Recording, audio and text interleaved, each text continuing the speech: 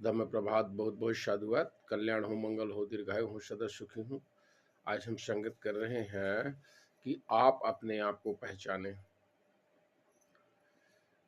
अभी सबसे बड़ी हमारी समस्या है कि आप बुद्ध लगातार कहते हैं आत्म दीपो भव, अपना दीपक आप बनो। और आपके दिमाग में है मैं अल्लाह के करम से जी रहा हूँ, मैं गॉड के करम से जी रहा हूँ, मैं भाग्य में लिखे जी रहा हूँ। तो आप ये नहीं तय कर पा रहे हो कि मैं कौन हूँ, मैं क्यों हूँ, मैं कहाँ हूँ, मैं किस लिए हूँ। ये तुम्हारे मन में कभी प्रश्न ही नहीं पैदा हो पा रहे हैं और इस कारण आप अपनी अहमियत को नहीं समझ पा रहे हैं। दूसरी बात ये है कि 7वीं सदी के बाद पाखंड लगातार इतना पांव पसार रहा है, विदेशी आक्रांताओं का सहयोग लेकर के यहाँ पर अपने वर्चस्व को कायम करने के लिए लगातार आगे बढ़ता रहा। और 1947 के बाद इसका इस कदर पाखंड बढ़ गया, इस कदर पाखंड बढ़ गया, इस कदर पाखंड बढ़ गया।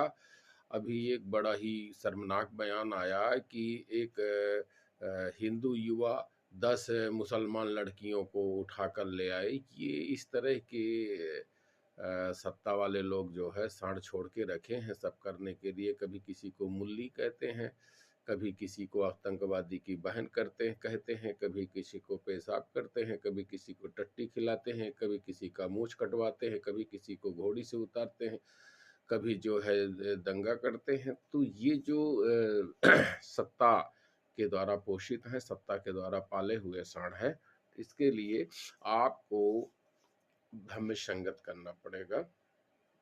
आप अपने आप को जाने और अपना टीचर, विदाउट टीचर के ज्ञान नहीं होता, इसलिए टीचिंग के लिए कुशल मार्गदर्शन का सहयोग ले, कुशल संघ में जाए, धम्मा संगत करें और अपने को जाने, वर्तमान को जाने, शुद्ध अतीत को जाने, शुद्ध वर्तमान को जाने।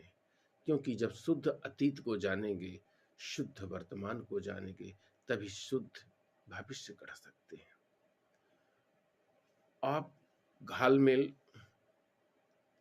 इतना बड़ा घालमेल है जिसकी आप कल्पना नहीं कर सकते। इतिहास में दलालों को देशभक्त बता दिया गया, देशभक्त को दलाल लिख दिया गया है, साहित्यों की चोरी की गई है, इतिहास का घालमेल किया गया, इतिहास पर इतना दुष्प्रचार किया गया। तो पहला काम है आप नित्य संगत करो, जानो अपने को, मैं कौन हूँ, मैं क्या हूँ।